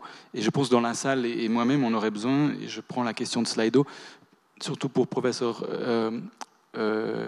Tech et Tisseron, quels sont les critères pour nous autres, pour qu'on sache qu'est-ce qu'un usage positif des écrans. Donc, il y a quelqu'un qui a demandé sur Slido sur quels critères se baser pour savoir, voilà, là on est dans un usage positif. Est-ce que c'est possible ? Je pense qu'un des critères va être clairement quelque chose qui a à voir avec la productivité. Il y a un résultat derrière, il y a quelque chose qui a été produit. D'ailleurs, moi j'ai régulièrement des discussions avec un de mes fils qui me dit « Ouais, mais toi tu es aussi à l'ordinateur tout le temps, alors pourquoi moi je dois arrêter ?» Moi je suis en train d'écrire quelque chose, je suis en train d'écrire un article ou en train de lire un article par exemple. Donc c'est une utilisation positive parce que c'est une situation de travail très claire. Et moi, je pense que si on déclare ou si c'est clairement évident que là, il y a une situation de travail, je vois ça d'ailleurs de mon expérience aussi, l'attirance aux écrans, elle est déjà moins. Donc, en fait, si mon fiston il doit produire quelque chose, écrire un texte, il ne va pas forcément vouloir rester assis pendant des heures devant l'écran. Donc, sans avoir maintenant une réponse définitive à ça, je ne pense pas qu'il y ait une limite très claire. Si je regarde ce qui est et d'ailleurs ce qui concerne l'apprentissage, dans la stimulation, il y a clairement une surstimulation visuelle, spatiale, auditive, et une sous-stimulation de l'utilisation active du langage. Si on regarde les études chez les tout jeunes, d'ailleurs, généralement, ce qu'on peut démontrer, c'est qu'il y a un impact négatif de l'exposition aux écrans, mesuré simplement au temps d'exposition, généralement. Ça ne regarde pas trop le contenu, mais une exposition continue en écran a un impact négatif sur le développement du langage et de la lecture. Oui, alors pour répondre à votre question, il faut évidemment déjà que les parents aient l'habitude d'échanger avec leurs enfants. Si les parents attendent que leur enfant ait 10, 11, 12 ans pour commencer à lui demander qu'est-ce qu'il fait avec les écrans, s'il joue à des jeux vidéo avec ses copains, avec des inconnus, l'enfant risque de pas répondre. Donc déjà, quand l'enfant est petit, il faut prendre l'habitude de parler avec lui de ce qu'il voit sur les écrans, ce qu'il fait avec les écrans. Et les deux critères, ils ont été d'ailleurs dit très bien par Mme Betrancourt par rapport à l'école, c'est les mêmes, c'est la socialisation et la création. Alors évidemment, la socialisation elle est difficile à mesurer parce que vous voyez quelqu'un sur un écran, des écouteurs sur les oreilles, votre enfant, vous ne savez pas s'il socialise ou s'il ne socialise pas. Donc c'est seulement en parlant avec lui que vous le saurez, en voyant s'il a envie de retrouver ses copains en live, les camarades qu'il invite à l'école. Et puis la création, ça on peut lui demander, qu'est-ce que tu fais? Est-ce que tu crées des petits films? Est-ce que tu fais des photographies dans les jeux vidéo? Est-ce que tu montes des petits événements autour d'images que vous partagez? Voilà. Donc tout ça, c'est socialisation-création. Et dernière chose, c'est que à ma connaissance, il n'y a pas vraiment d'activité de création possible avec les écrans, hors accompagnement, évidemment, avant 6 ans. Avant 6 ans, la création, elle est toujours accompagnée. Après 6 ans, il peut y avoir des formes de création non accompagnées, notamment la photo numérique, la retouche de photo numérique, certains jeux vidéo. Mais avant 6 ans, non, il ne faut pas rêver. C'est l'accompagnement qui permet de s'assurer de l'activité de création et même souvent de la socialisation. Merci beaucoup. Toujours en lien avec cette question de critères, essayer de mieux savoir qu'est-ce qui est positif ou moins ou négatif. Quelqu'un demande, par exemple, les jeux multijoueurs. Est-ce qu'ils sont plus ou moins créatifs ou favorisent la sociabilité plutôt que les jeux individuels? Je pense est-ce qu'on aurait besoin effectivement de critères? Je sais que c'est pas évident de synthétiser ça. Est-ce qu'il faut un logo, une pastille que l'industrie ou que comment faire pour se débrouiller là-dedans dans cette jungle? Moi, je pense qu'il faut pas confondre sociabilité numérique dans un jeu, dans un monde complètement virtuel où vous êtes autre chose. Vous êtes un orque doué de super pouvoirs.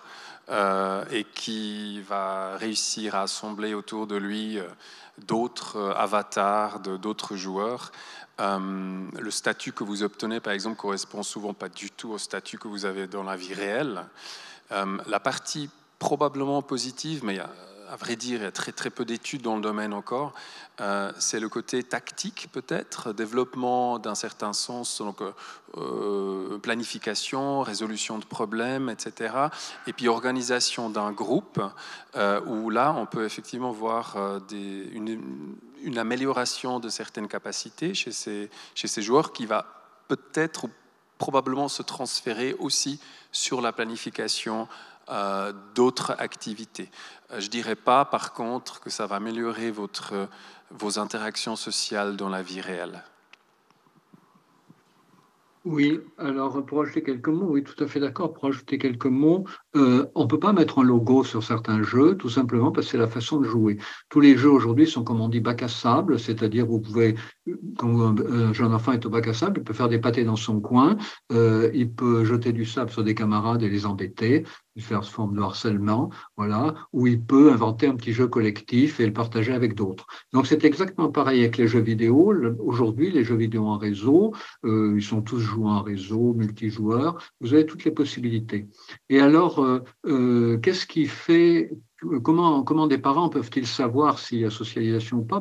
Je pense simplement en demandant si l'enfant joue avec des camarades qu'il connaît. C'est parce que si l'enfant joue avec des camarades qu'il retrouve la journée à l'école, il les fréquente en live la journée, il joue avec eux le soir ou le week-end, et finalement, ces modes de relations alternés, vous voyez, font que la communication dans les mondes virtuels peut enrichir les échanges et la communication et la socialisation dans la vie en présence physique. Si l'enfant joue avec des inconnus, il faut demander, les parents, je conseille aux parents de demander à l'enfant, mais pourquoi est-ce que tu préfères jouer avec des inconnus? Il faut bien comprendre qu'un enfant qui est seul dans son jeu est un enfant qui est seul dans la cour de récréation. Peut-être si je peux compléter, alors il y a des études sur les communautés de joueurs. En fait, parce que là, on prend le point de vue que le jouer en vrai, c'est de l'interaction sociale, mais jouer en ligne avec des gens, c'est pas de l'interaction sociale. Je suis pas sûre que cette distinction, elle soit si forte que ça. C'est-à-dire qu'en fait, pour un adolescent qui va bien, je parle de quelqu'un qui va bien, qui joue en ligne, pourquoi les interactions sociales que cette personne a en ligne seraient-elles de nature si différente, si avec quelqu'un qui va bien, qui n'a pas de soucis relationnels avec des vrais gens, je le dis toujours.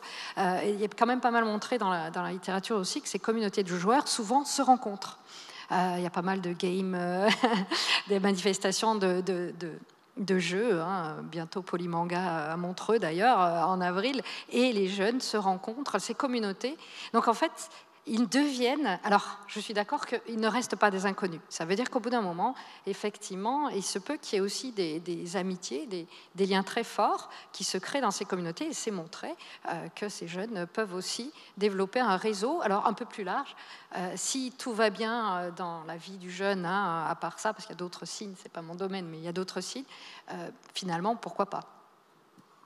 Je peux peut-être encore ajouter une petite chose, parce que je pense qu'on n'est pas tous pareils, et puis il y a certains traits de personnalité qui probablement, et là aussi il n'y a pas beaucoup d'études encore, mais probablement déterminent comment ça va s'exprimer cette socialisation online. Si vous êtes sur l'axe extraversion plutôt haut, en fait, votre réseau social qui existe déjà, le réseau réel, vous allez l'élargir encore. On dit rich becomes richer. Et si vous êtes plutôt quelqu'un d'introverti, c'est là qu'il y a un petit peu la problématique qui peut se présenter, c'est que curieusement, on peut avoir un mini réseau social réel et un énorme réseau social online. Et là donc, probablement, dans le futur, on verra plus d'études dans ce domaine-là, ou quelles sont les particularités de la personnalité qui prédisent s'il y a réellement une socialisation corrélée avec la socialisation réelle, donc online réel plus ou moins superposable, versus online très élargi et puis réel et inexistant. Merci beaucoup. Donc je comprends que l'accompagnement, c'est effectivement un point important pour les mineurs en tout cas. Et j'ajoute qu'une collègue de l'université d'Harvard me disait, qui est spécialisée aussi en psychologie et enfants, qu'elle encourage les parents à jouer avec leurs enfants ou à comprendre leur monde aussi pour essayer de mieux comprendre leur univers. On va prendre une question dans la salle. Je crois juste, professeur Tisseron, vous vouliez ajouter quelque chose et après on va prendre des questions dans la salle. Oui, alors jouer avec l'enfant, ça veut dire accepter de perdre, mais c'est très bien. Mais quand l'enfant, après, grandit, il joue à des jeux auxquels les parents n'ont pas vraiment le temps de jouer, les jeux free-to-play, les jeux multijoueurs en ligne, et donc en revanche, parler avec l'enfant de ce qu'il voit et fait avec les écrans. Sinon, pour ajouter un mot à ce qui a été dit juste avant, on sait aujourd'hui déjà quels sont les joueurs qui risquent de perdre leur temps dans les jeux. C'est ceux qui vont dans les jeux pour compenser des frustrations de la vie quotidienne, une insuffisance de reconnaissance, une souffrance narcissique. Et plus ils essayent d'obtenir dans les mondes virtuels ces reconnaissances-là, et plus ils les obtiennent parce qu'ils y passent beaucoup de temps, et plus ils sont amenés à désinvestir le monde concret. Et ils s'engagent dans un cercle vicieux absolument tragique. Ça, je dis toujours aux parents, si vous voulez éviter que vos enfants cherchent des gratifications dans les mondes virtuels, que ce soit les réseaux sociaux, des jeux vidéo en ligne, gratifiez-les dans la vraie vie. Merci beaucoup. Est-ce qu'il y a des questions, j'imagine, dans la salle? Oui, là, à droite. Merci. Merci. Il y a beaucoup donc d'études sur le positif et le négatif des écrans. Mais je trouve un tout petit peu ce qui manque dans la petite enfance, 3 à 6 ans, c'est les dégâts sur l'œil et la vue. Parce que là aussi, vous n'en parlez pas, mais je trouve que c'est ce qu'il y a presque de plus grave. Parce qu'un enfant qui est trop sur un écran, il aura les muscles de l'œil qui vont se développer en longueur, donc développer des myopies. Et par exemple, à Taïwan, partout, ils ont des cliniques spéciales où ils opèrent justement des jeunes, 12, 13, 14 ans de myopie, ils n'ont jamais autant opéré des jeunes avec la myopie. Donc ça, c'est un vrai danger. Et beaucoup de professeurs qui ont fait des études disent qu'il ne faudrait pas les mettre avant 6 ans pour que la vue ne soit pas abîmée. C'est aux professeurs que je demande, pose cette question. Qu'en pensez-vous? C'est moi le professeur? C'était vous, je pense. C'était pour vous. Oui, oui, je pense. Moi, je ne connais absolument pas ces effets-là. Donc là, j'avoue mon ignorance. J'imagine que s'il y a des études qui ont été faites, alors peut-être je passe la question à mon voisin de gauche. Moi, j'ai aucune idée. Alors, moi je ne serais pas affirmatif à ce point-là. D'une part, ce que vous mentionnez, il y a une chose, c'est qu'on connaît du côté asiatique, par exemple, il y a une phobie de la myopie. Donc, il y a énormément d'enfants qui se font traiter pour éviter de porter des lunettes. Il y a d'ailleurs des développements d'études où on donne l'atropine, par exemple, un traitement de l'atropine pour éviter justement la myopie qui vient finalement chez les enfants, parce qu'il y a une myopie déterminée génétiquement et qui vient dans l'adolescence et devient de plus en plus importante éventuellement. On peut effectivement la retarder en donnant un traitement de l'atropine. Là, vous avez absolument raison, et puis je ne parlerai pas forcément de l'œil en soi, mais vous avez clairement des effets que Serge Tisserand a mentionné d'ailleurs sur le sommeil. Qui sont, parce qu'en fait, on a maintenant avec ces écrans, comme vous voyez l'écran là devant, par exemple, beaucoup de lumière bleue, bleuâtre, et puis cette lumière bleue, elle est connue d'interférer avec la sécrétion de la mélatonine, qui est l'hormone qui régule le cycle circadien. Donc, il y a des études très claires qui montrent que vous avez une altération de ce cycle dont nous sommes tous sujets, effectivement. Et il y a un raccourcissement très clair des temps de sommeil, et ceci aussi chez les enfants. Donc moi, j'aurais tendance à dire oui, petits enfants, le moins d'exposition possible, pour une raison probablement qui a à voir plutôt avec le sommeil, pas forcément les yeux, et aussi vraiment le développement, le neurodéveloppement du cerveau.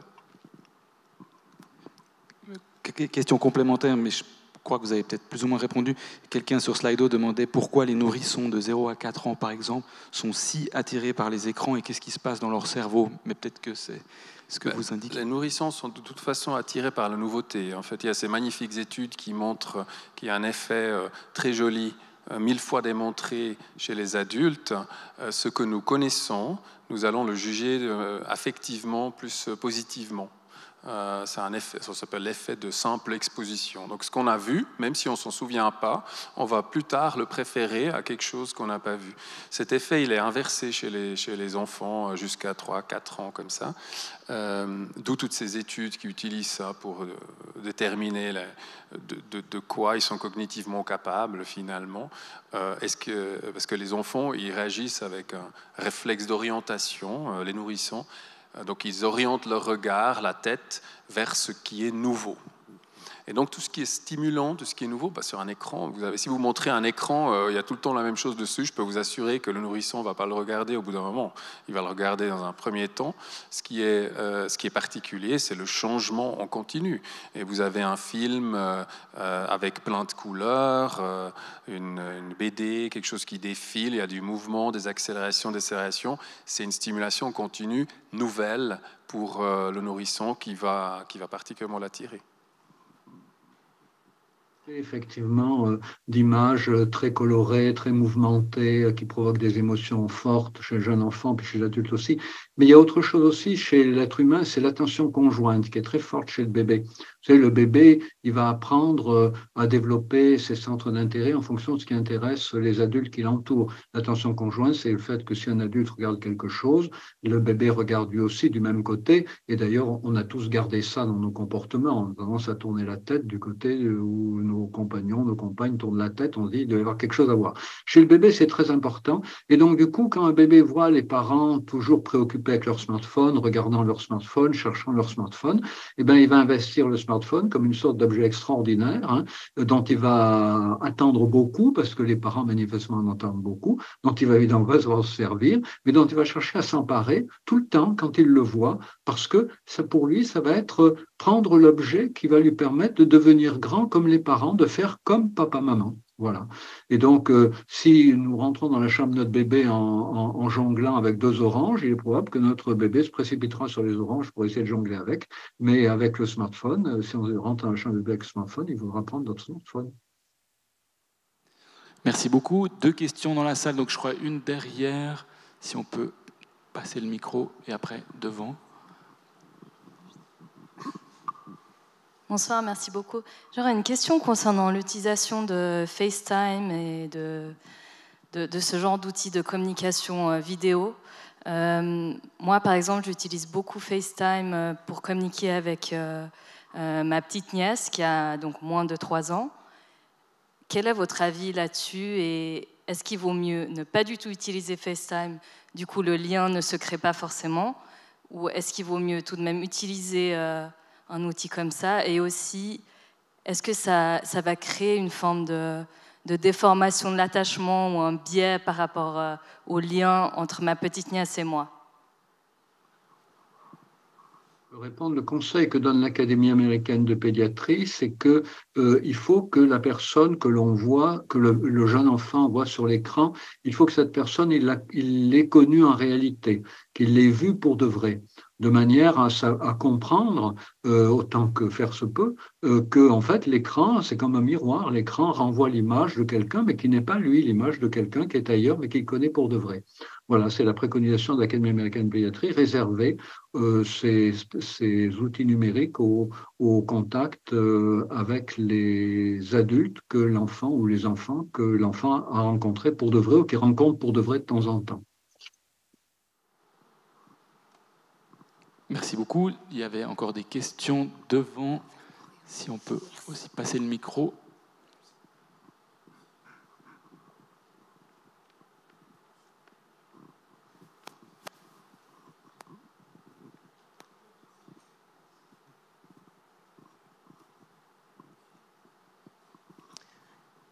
D'abord, une petite question qui est sans importance, et après je passe à ce que je voudrais vraiment dire.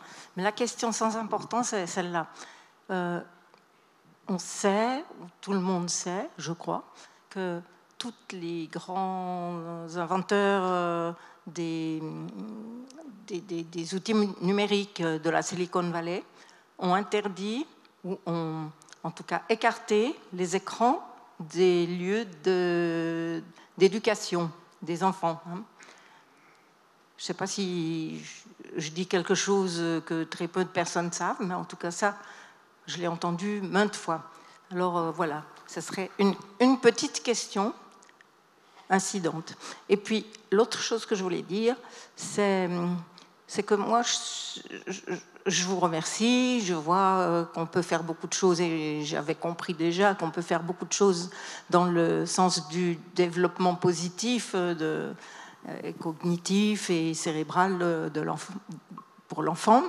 Mais moi, je crois qu'on nage dans une confusion, c'est-à-dire qu'on a des zones extrêmement bien définies par vous, dans lesquelles on peut faire du bon travail pour l'investissement positif des écrans, mais on est immergé dans une société de la démesure, dans l'extrême utilisation sans beaucoup de contrôle, tel qu'on voit quotidiennement, nous les adultes. Je vais dans un bus, je ne vois que des gens accrochés à leur smartphone. Dans la rue, je demande mon chemin à quelqu'un et il a ses écouteurs, donc il ne m'a pas entendu. Si je peux me permettre juste voilà. la question. Alors, la question est celle-là. Aussi, une question. Je pense que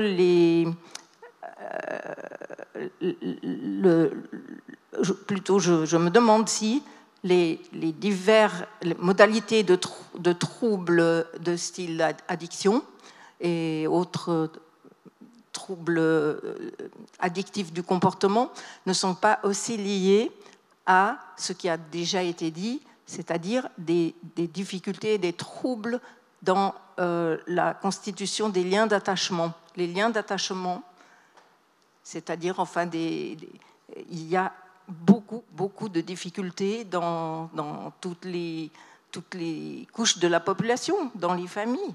Alors, on est avec, je dirais, une possibilité absolument démesurée d'avoir des addictions de plus en plus considérables aux écrans.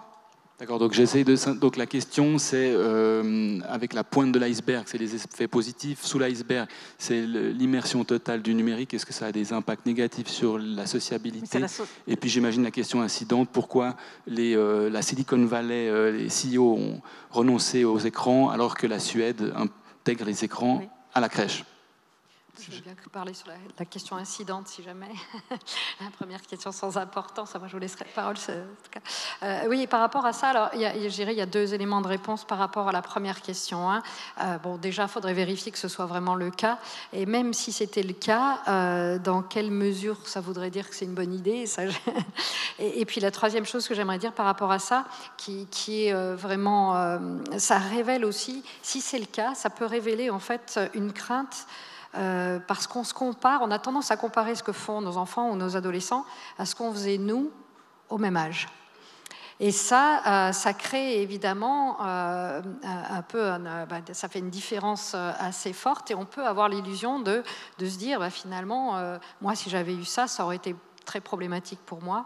Et donc, en fait, une espèce de crainte par rétrospective, en fait, en se comparant soi-même, ou alors en se comparant à soi-même maintenant, en disant, en trouvant soi-même, souvent, adulte, on trouve qu'on a un usage trop important de ces outils numériques et on a un peu la crainte que ça se développe sur ces enfants. Donc je dirais, c'est moins le fait que c'est pas parce que les CEO de la Silicon Valley font ça que c'est forcément une bonne chose de mettre un enfant sans écran pour ces raisons-là, mais par contre ça révèle les sources aussi que les parents les sources des craintes que les parents peuvent avoir par rapport à ces outils. Donc en ça, c'est intéressant, d'autant plus si soi-même adulte, on les utilise beaucoup, on peut avoir des craintes pour ses enfants. Mais ça ne veut pas dire qu'elles sont forcément avérées. Et là, je vais passer la parole à mes collègues par rapport à ça. Oui, donc mon commentaire, c'est que chaque technologie a des effets sur la société qui vont plus ou moins loin. Moi, je me dis que quand on était tous dans un grand clan qui vivait dans une grotte, on était très bien tous ensemble. Tout d'un coup, on a commencé à inventer des petites maisons, des petits appartements à séparer. Il y a plutôt des familles qui vivaient ensemble. On aurait pu se dire, mais c'est incroyable, les liens d'attachement, comme ils sont affectés par cette nouvelle invention qui s'appelle la maison. Une fois on a passé dans les voitures, on aurait pu se dire mais c'est une catastrophe en fait, tout le monde se déplace tout seul. D'ailleurs, on le dit de plus en plus maintenant en effet. Mais ce que je veux dire avec cela, c'est qu'il y a certains effets inéluctables qu'on n'arrive pas à éviter. Je suis d'accord avec vous que de prendre le bus le matin est un tout petit peu frustrant, de voir les gens devant juste regarder leurs écrans. Je parlerai pas encore d'addiction à ce moment-là. Je parlerai plutôt d'habitudes, de comportements qui se sont installés et qui touchent toute la société. Là, vous touchez alors, une problématique, oui. Est-ce que ça change de manière profonde les liens entre les personnes? Je dirais on n'a tout simplement pas assez de regard là-dessus. Ce qu'on vit, c'est une transformation de la société qui est de plus en plus rapide. Ça, c'est vrai, avec la technologie digitale. On n'a même pas encore parlé d'intelligence artificielle, qui est le prochain pas qui va être une nouvelle révolution. Donc, préparez-vous déjà.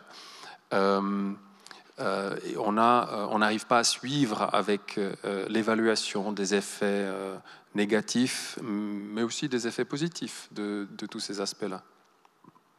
Oui, un petit mot. Votre question que vous avez présentée comme une petite question est une très très grosse question en réalité.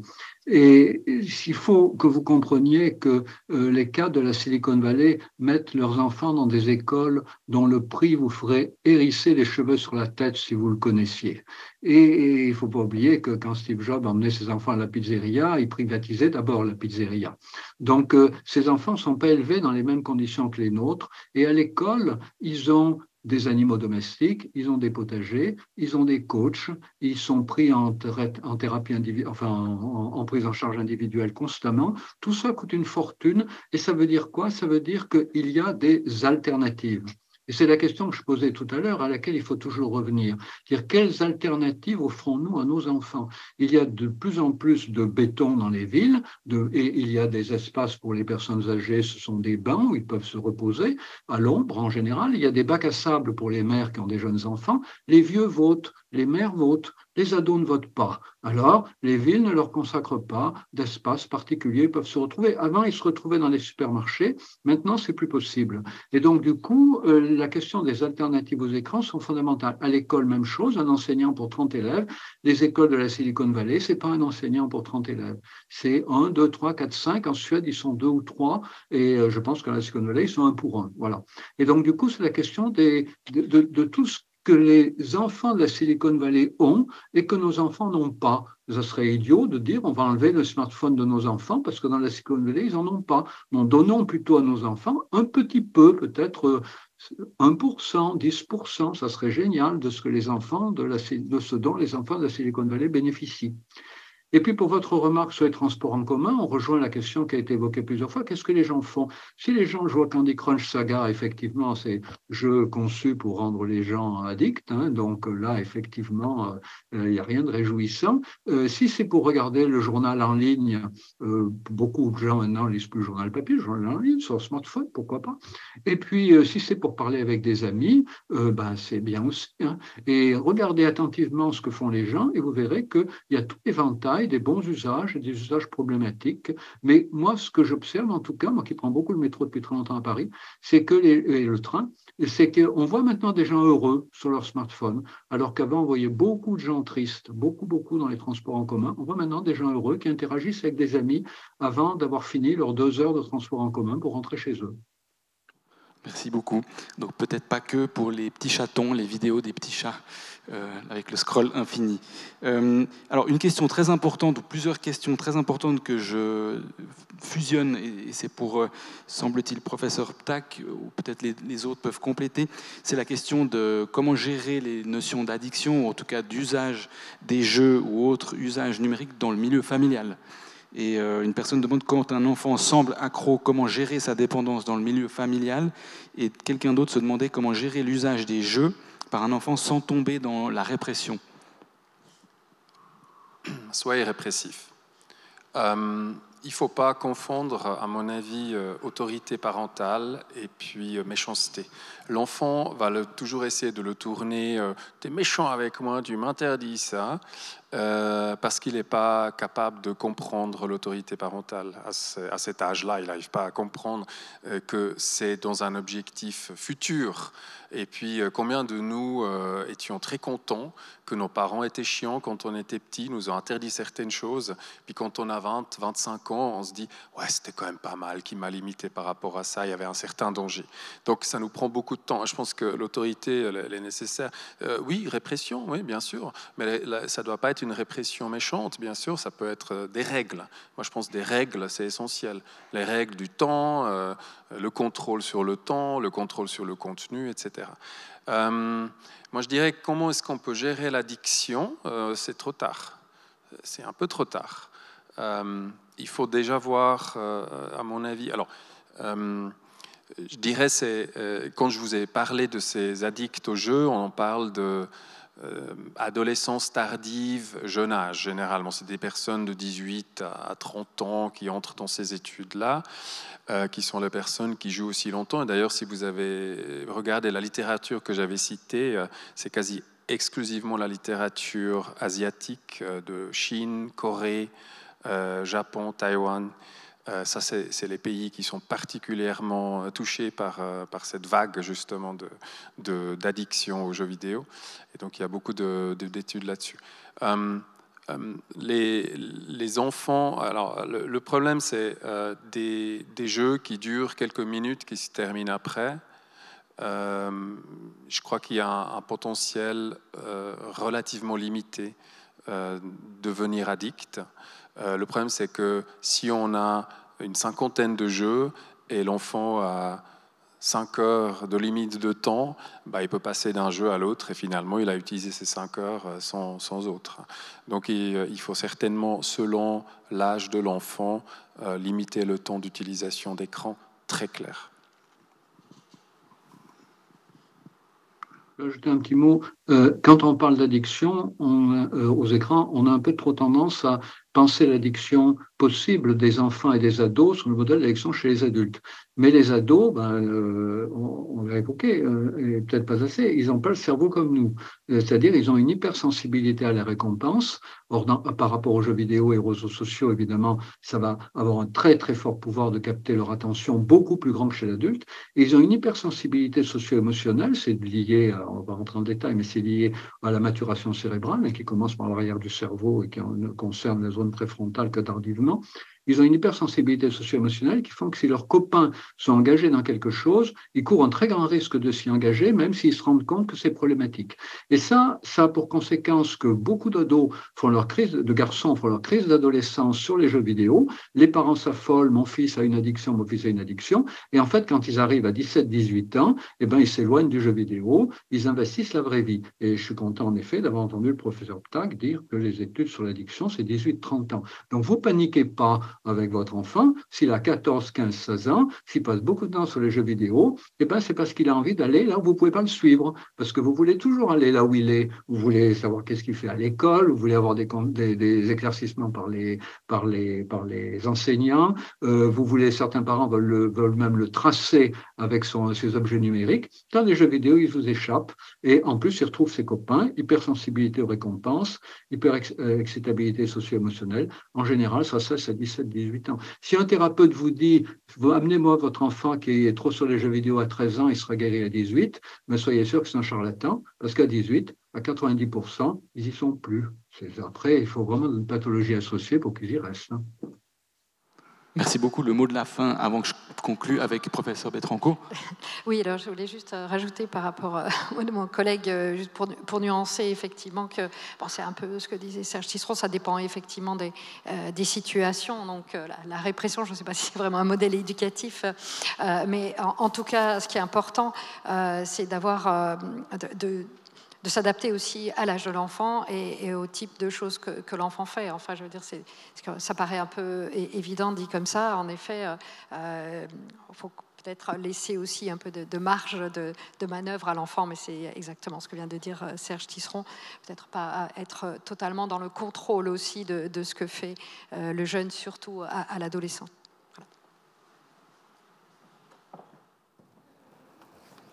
Bien. Merci infiniment pour vos questions dans la salle, également les intervenantes. J'allais vous dire, est-ce qu'on ne peut pas vous inviter à dîner pour faire une discussion, parce qu'on pourrait continuer des heures sur ces sujets, c'est vraiment inépuisable et passionnant. Donc, grand merci à vous toutes et tous d'être restés, d'avoir participé activement. Grand merci aux intervenantes et intervenants pour la richesse des discussions. Je rappelle que toutes les conférences peuvent être visionnées, revisionnées sur la page de nos conférences, celles de cette année ainsi que les années précédentes. Je vous redonne rendez-vous le 17 mai pour parler des mécanismes de captation de l'attention, cette fois-ci plus sous un angle de régulation, comment encadrer les plateformes. Je rappelle que l'idée de ces conférences est de pouvoir dialoguer avec vous et avec les experts. On est déjà en train de préparer le 4e cycle pour 2023-2024.